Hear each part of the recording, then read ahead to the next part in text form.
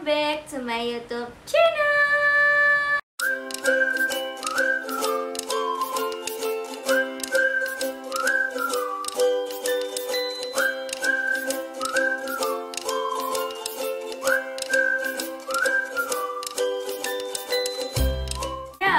Di video kali ini seperti biasanya, di sini aku kembali untuk mengupdate terkait prediksi soal UMPTKIN 2023. Kalian pasti udah tahu bahwa sekarang sudah masuk ke prediksi soal yang part ke-9. Jadi buat teman-teman semuanya yang baru ketemu dengan channel ini, jangan lupa untuk klik dulu yang part 1 hingga part sebelumnya juga, dan sampai di part ke-9 ya. Semoga dengan Kariska bikin video prediksi-prediksi soal, khususnya untuk subtes potensi kognitif kuantitatif dan juga penalaran matematika, bisa dijadikan gambaran tentang soal-soal yang keluar di hari H ujian UMPTKIN. Nah, jangan lupa juga untuk ikuti sosial media aku, baik dari Instagram pribadi aku @latseumptkIN dan sosial media lainnya, karena di situ juga aku update konten baik itu seputar tentang matematika, perkembangan diri, dan juga dunia perkuliahan. So, tidak perlu berlama-lama lagi, langsung saja simak video ini sampai akhir. Oke, sekarang kita masuk ke prediksi UMPTKIN 2023, dan ini masuknya sekarang di part yang ke-9 ya. Nah, nggak terasa teman-teman, kita masuk ke soal nomor 23. Nah, kita lihat soalnya. Di sini ada seorang penjahit akan membuat 2 model pakaian. Nah, berarti dia mempunyai persediaan kain batiknya itu sebanyak 40 meter dan kain polos 15 meter. Nah, karena 2 model berarti ada model A dan juga model B, di mana model A itu memerlukan 1 meter kain batik dan 1,5 meter kain polos. Sedangkan untuk model B itu memerlukan 2 meter kain batik dan 0,5 meter kain polos. Yang artinya di sini yang ditanyakan adalah maksimum banyaknya pakaian yang mungkin dapat dibuat. Nah, kalau misalnya dengar kata maksimum kan berarti nilai terbesar, berarti nilai yang paling banyak pakaian yang mungkin dapat dibuat. Berarti terbesar ya.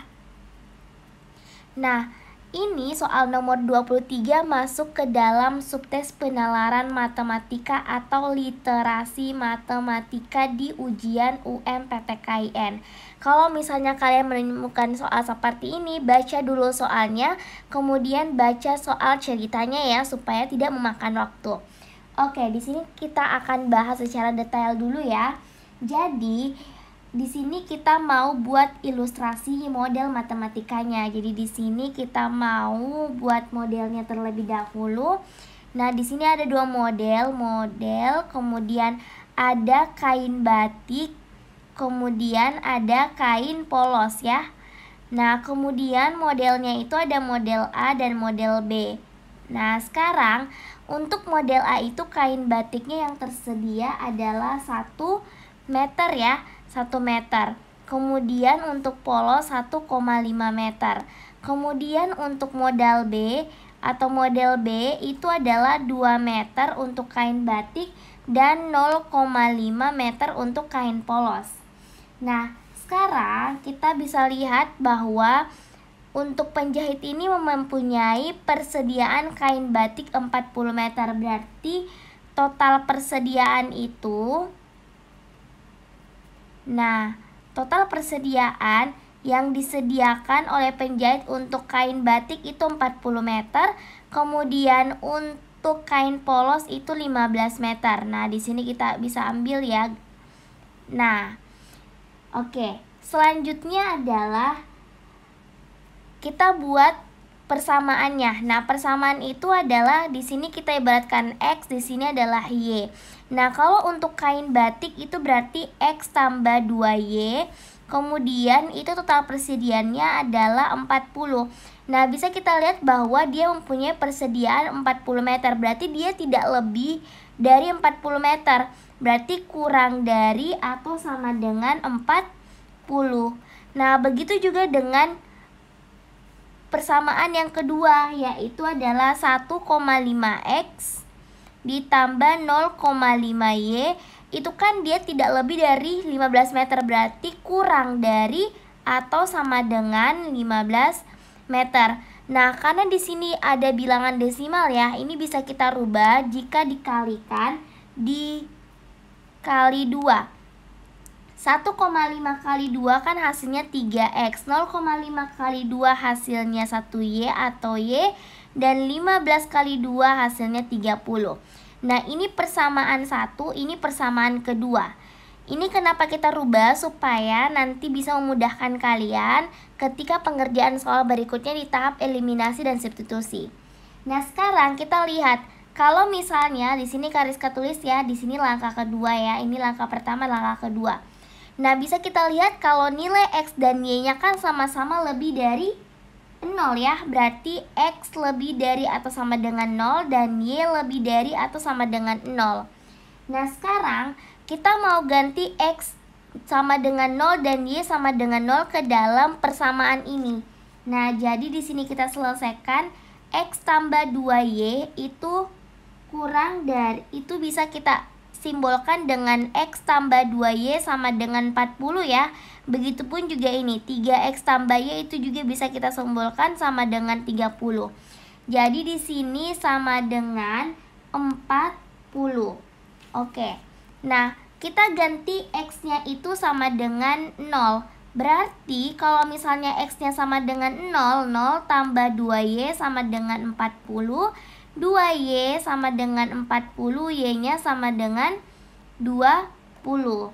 Nah, sekarang coba kita lagi ganti Y-nya sama dengan 0. Berarti di sini X tambah 2 kali 0 sama dengan 40. Kemudian X sama dengan 40. Jadi untuk nilai X dan Y dari persamaan X tambah 2Y sama dengan 40 itu adalah 40,20. Oke ya. Nah, sekarang kita coba lagi untuk yang persamaan berikutnya, yaitu 3X tambah Y kurang dari atau sama dengan 30. Nah, di sini 3X tambah Y sama dengan 30. X-nya sama dengan 0, berarti 3 kali 0 tambah Y sama dengan 30. Y-nya sama dengan 30. Kemudian kita ganti Y sama dengan 0 lagi ya. 3 kali X ya, karena yang mau diganti adalah nilai Y-nya. Berarti ditambah 0 sama dengan 30, berarti 3X. Kemudian sama dengan 30, X-nya sama dengan 30 bagi 3 sama dengan 10. Artinya di sini bisa kita lihat kalau X, Y-nya dari persamaan 3X tambah Y itu adalah 10,30 gitu ya. Nah, sekarang kalau kita udah dapat, kita buatkan bidang koordinatnya. Nah, di sini Kariska mau gambarkan dulu ya. Nah, di sini ada ordinat X, ada ordinat Y. Nih, X dan Y. Kemudian kita ambil di sini adalah 10, kemudian 20, kemudian 30, kemudian 40. Kemudian di sini yang Y-nya juga sama, 10, 20, 30, 40. 10, 20, 30, 40. Nah, kita perhatikan di sini, yaitu 40,20. Berarti kita tanda di sini 40,20. Kemudian bisa kita ambil di sini garis ya. Oke. Nah, ini untuk persamaan X tambah 2Y sama dengan 40. Berarti di sini X tambah 2Y sama dengan 40 ya. Kemudian 10 dan 30 berarti 10. Kemudian di sini 30. Oke, nah di sini kita ambil. Nah, ini untuk persamaan yang kedua. Persamaan yang kedua ini adalah 3X tambah Y sama dengan 30.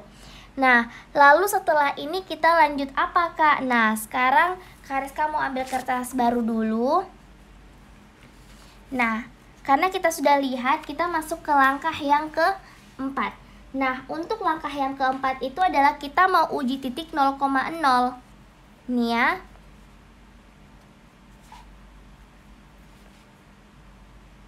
Kita mau uji titik 0,0. Nah, di sini bisa kita perhatikan ya, kalau misalnya 0,0 berarti X sama Y-nya kita ganti 0.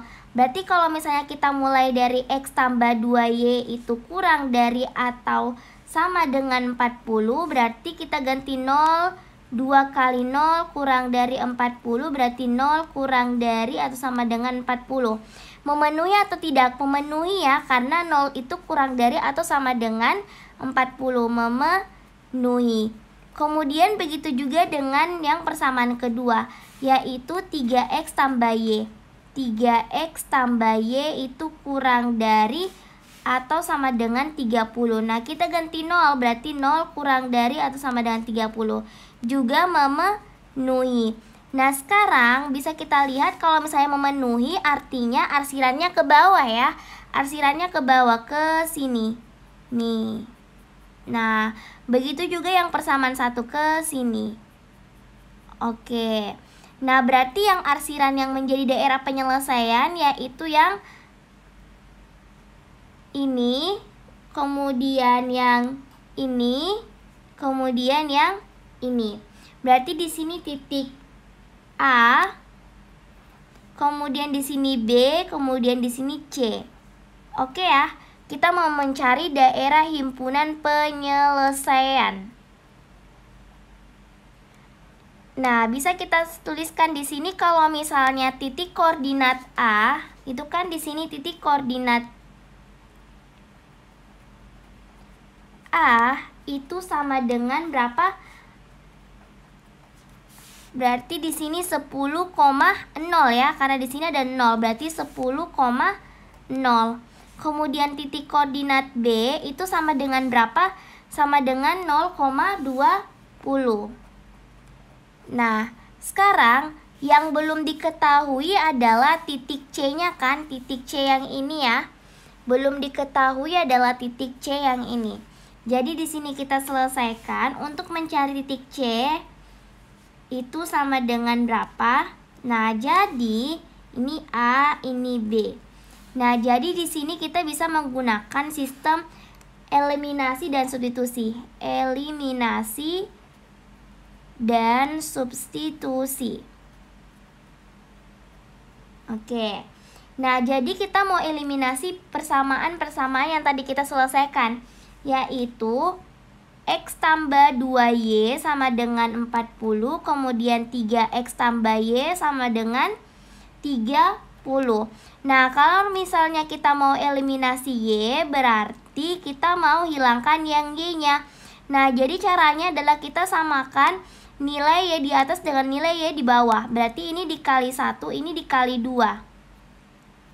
Berarti kalau misalnya kayak seperti ini, berarti X tambah 2Y sama dengan 40, 2 kali 3, 6X tambah 2Y sama dengan 60.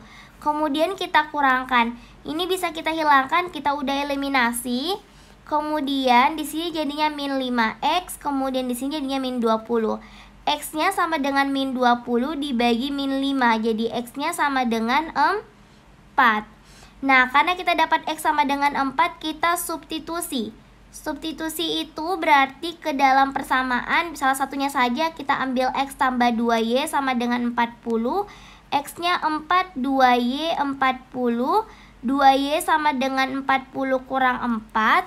Lalu kemudian 2Y sama dengan 36, Y-nya sama dengan 36 dibagi 2, Y-nya sama dengan 18. Jadi kita dapatkan X sama dengan 4 dan Y-nya sama dengan 18. Berarti otomatis nilai titik koordinat C-nya di sini adalah 4,18 gitu. Nah, sekarang kita masuk ke pertanyaannya. Yang ditanyakan adalah maksimum banyaknya pakaian. Berarti di sini kita bisa jumlahkan adalah 10 tambah 0 sama dengan 10, 0 tambah 20 sama dengan 20, 4 tambah 18 sama dengan 22. Berarti yang maksimum yaitu yang paling banyak adalah yang ini. Oke, jadi maksimum yang banyaknya pakaian mungkin tidak buat adalah yang opsi yang tepat itu adalah opsi yang C. Oke, seperti itu ya penyelesaiannya. Memang agak panjang karena ini memang soal penerapan matematika. Jadi kalian perlu analisis secara sebaik-baik mungkin ya. Jadi tentukan dulu modelnya, kemudian uji ke dalam X dan Y-nya sama dengan 0, kemudian buat bidang koordinatnya, kemudian uji titik 0,0 dan bisa menemukan titik koordinat sesuai dengan daerah himpunan penyelesaian. Seperti itu ya. Next ya ke soal berikutnya. Oke, sekarang kita masuk ke soal nomor 24. Kalau misalnya nomor 23 yang sebelumnya itu dia agak panjang, itu Kariska jelasinnya secara detail ya. Tapi jangan sampai kalian lakukan itu di pas hari H ujian kamu, karena hal itu akan memakan waktu yang lama. Jadi cara baiknya adalah kalian mengerjakan soal itu yang lebih mudah aja dulu ya. Nah, di sini soal nomor 24 juga masuk materinya di dalam tes literasi matematika ya. Ini masuk ke subtes literasi matematika. Nah, ini adalah hubungan P dan Q yang ditanyakan. Bisa saja dia masuk di kuantitatif, tapi kalau misalnya Kariska lihat dari prediksi-prediksi soal itu ada sebagian masuknya di bagian literasi matematika. Nah, di sini bisa kita perhatikan soalnya ya. Jika rata-rata 6 data itu adalah 8. Jadi yang rata-ratanya yang mana? Rata-ratanya itu adalah yang 8. Kemudian rata-rata 4 data adalah 9. Nah, sekarang kita mau tentukan rata-rata gabungan yang mana nilainya P, kemudian Q-nya itu udah diketahui 8,2. Nah, yang ditanyakan adalah hubungan P dan Q-nya. Apakah dia lebih, apakah dia kurang, ataukah dia sama dengan, ataupun ketika dijumlahkan dia menghasilkan 75. Nah, di sini kita tuliskan dulu penyelesaiannya ya. Nah, diketahui bahwa rata-rata 6 data adalah 8. Nah, ingat rumus rata-rata itu yang mana? Rumus rata-rata sama dengan jumlah data dibagi dengan banyaknya data. Jadi harus membedakan ya, yang mana jumlah data, yang mana banyaknya data. Nah, jadi di sini bisa kita lihat kalau misalnya jumlah data itu dilihat dari nih, karena rata-ratanya 8, berarti banyaknya data itu 6. Berarti 6 dikali 8 sama dengan 48. Kemudian yang ini lagi, jumlah rata-rata yang kedua atau jumlah datanya itu sama dengan 4 kali 9. 4 kali 9 sama dengan 36. Nah, kalau misalnya kita totalkan di sini, totalnya jumlah data itu 48 ditambah 36 sama dengan 48 tambah 36 itu sama dengan 84. Ini jumlah data ya, jumlah data. Nah, sekarang yang mau dicari adalah banyaknya data. Nah, kira-kira yang mana sih banyaknya data? Banyaknya data itu 6 ditambah 4. Yang ini, 6 tambah 4. Berarti 6 tambah 4 itu sama dengan 10. Nah, sedangkan kalau misalnya kita mau cari rata-rata gabungan, di sini kita selesaikan ya. Rata-rata gabungan ini, rata-rata gabungan itu diperoleh dari 48 ditambah 36 dibagi 6 tambah 4. Berarti ini kan jumlah data dibagi banyak data. Berarti 48 tambah 36 sama dengan 84 dibagi 10. Nah, kalau misalnya kita desimalkan jadinya 8,4. Berarti ini nilainya P. Kemudian nilai Q di situ adalah 8,2. Otomatis kalau misalnya P-nya itu 8,4, P-nya 8,4, kemudian Q-nya itu dia 8,2, lebih besar atau lebih kecil? Berarti lebih besar gitu. Jadi opsi yang benar itu yang mana? Opsi yang A, P lebih besar dari Q. Semoga dipahami. Itulah tadi pembahasan prediksi soal UMPTKIN 2023 yang part ke-9. Part ini merupakan part yang durasinya agak banyak ya, karena satu soal itu yang membahas tentang penerapan matematika itu penjelasannya cukup detail. Tapi kalau misalnya kamu ngerjainnya seperti yang Kariska buat, jangan ya, karena itu pasti memakan waktu yang terlalu lama. Sebaiknya untuk bisa mengestimasi waktu dengan baik supaya kalian ngerjainnya cepat, kalian sebaiknya langsung aja kerjain apa yang ditanyakan pada soal tersebut. Kariska hanya menjelaskan itu secara detail supaya kalian paham dan tahu caranya, dan itu bagian dari subtes penalaran matematika. Nah, Kariska untuk part ini bahas 2 soal dulu karena durasinya agak panjang juga. Jadi kalau misalnya kamu mau lanjut lagi di part berikutnya, kamu bisa tuliskan di kolom komentar ya. Karena kurang lebih 2 minggu kalian bakal tes ujian UMPTKIN. Kira-kira setelah subtes penalaran matematika dan kognitif kuantitatif, kamu mau subtes apa lagi nih? Kalau misalnya ada yang mau lagi, Kariska akan usahain dan pertimbangkan lagi untuk buat prediksi soal yang bagian subtes lainnya. So, untuk teman-teman semuanya, aku ucapkan banyak terima kasih yang sudah stay tune di channel ini. Semoga channel ini bisa memberikan manfaat untuk kalian, khususnya pejuang seleksi masuk kampus di 2023. Jangan lupa lagi untuk subscribe, like, dan share video ini sesama pejuang masuk kampus. Oke, mohon maaf jika ada salah kata dan kekurangan. Kariska sama dengan kayak kalian juga sama-sama belajar. Sekian dan terima kasih. See you next video. Wassalamualaikum warahmatullahi wabarakatuh.